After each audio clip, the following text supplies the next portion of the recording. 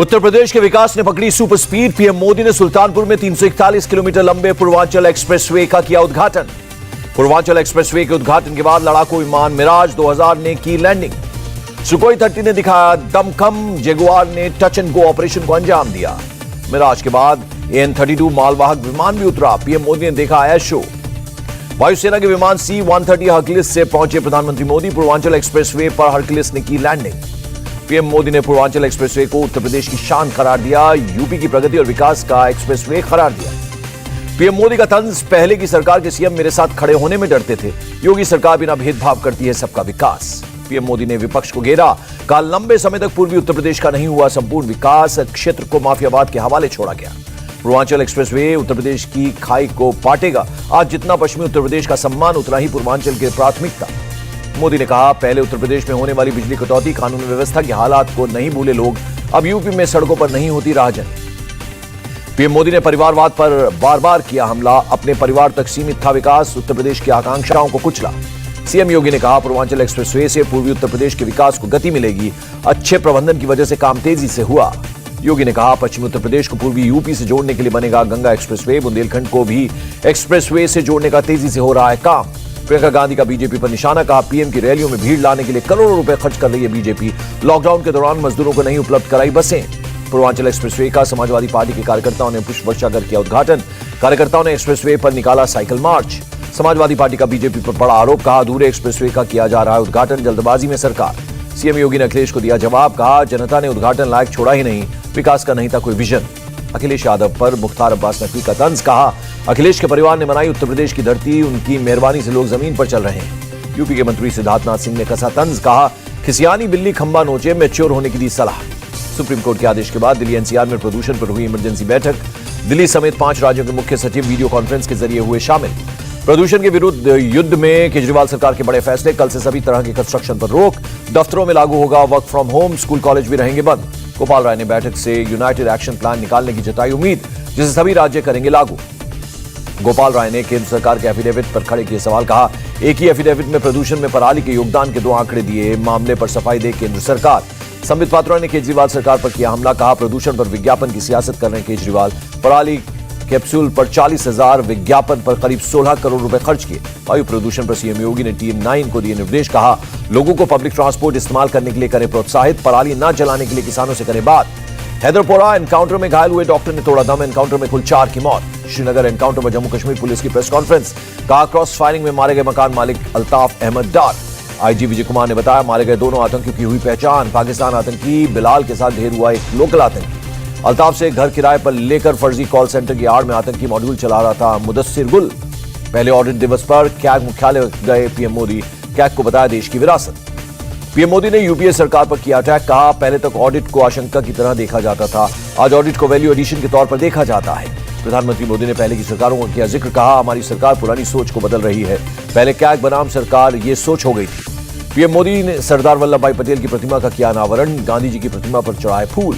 कल से खुलेगा करतारपुर साहिब कॉरिडोर। पंजाब के नेताओं की मांग के बाद गृह मंत्री अमित शाह का ऐलान। गृह मंत्री अमित शाह ने कहा 19 नवंबर को मनाया जाएगा प्रकाश उत्सव। पीएम मोदी ने करतारपुर कॉरिडोर खोलने के फैसले से लोगों में उत्साह बताया। पंजाब कांग्रेस अध्यक्ष नवजोत सिंह सिद्धू ने की थी मांग। गुरु नानक देव की जयंती गुरु पर्व पर करतारपुर कॉरिडोर खोलने के लिए कहा था। पंजाब के पूर्व सीएम अमरिंदर सिंह ने भी की पीएम मोदी से मांग। 19 नवंबर को गुरु पर्व से पहले खोला जाए करतारपुर कॉरिडोर।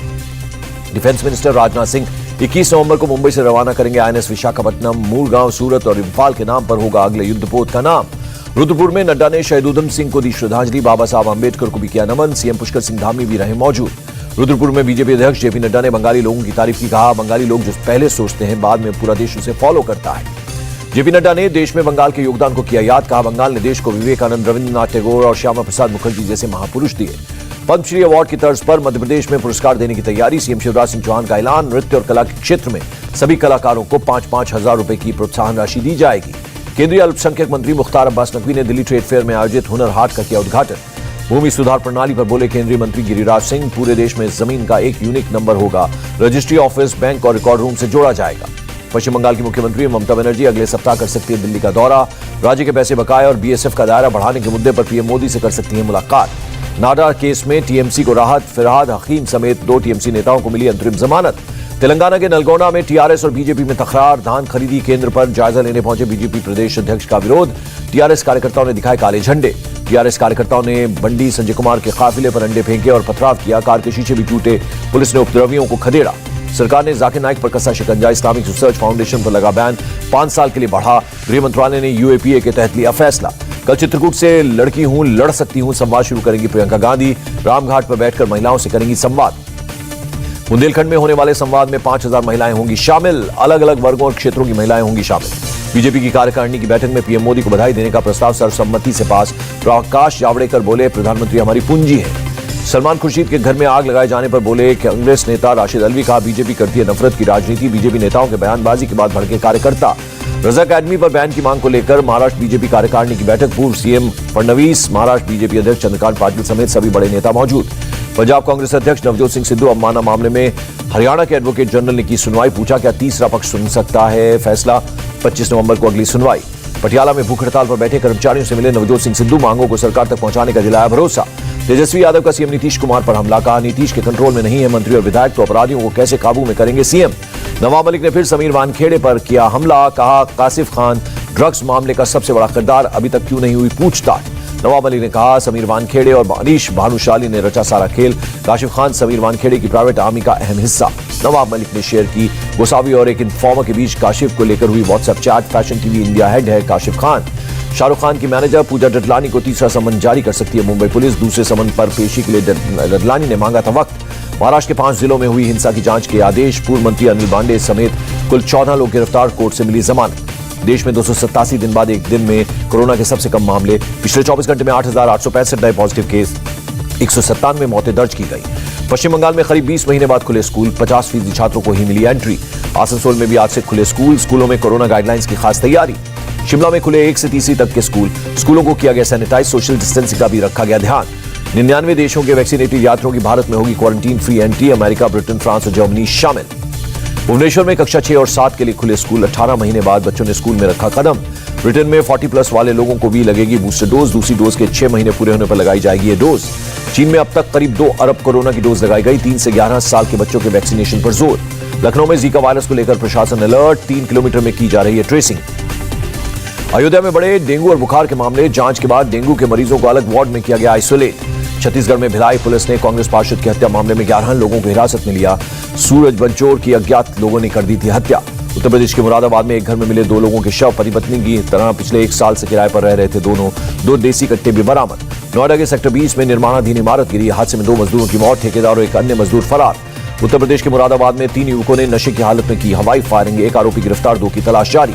सुकेश चंद्रशेखर रोहिणी बैरक की तस्वीरें उसकी सामने आई। साल के 30 करोड़ रुपए देकर पूरी बैरक में अकेले रहता था सुकेश। जेएनयू में स्टूडेंट यूनियन हॉल पर कब्जे को लेकर भिड़े छात्र संघ और एबीवीपी के कार्यकर्ता। पुलिस ने दर्ज की एफआईआर। स्टॉल पर बैन लगाने के खिलाफ अहमदाबाद में प्रदर्शन। सरकार पर तानाशाही रवैये का आरोप। दूसरी चीजों को भी स्टॉल से हटाने का आरोप। बिहार के जमुई में दाह संस्कार से लौटते वक्त ट्रक और कार की जबरदस्त भिड़ंत। 6 लोगों की हुई मौत, 5 लोग घायल।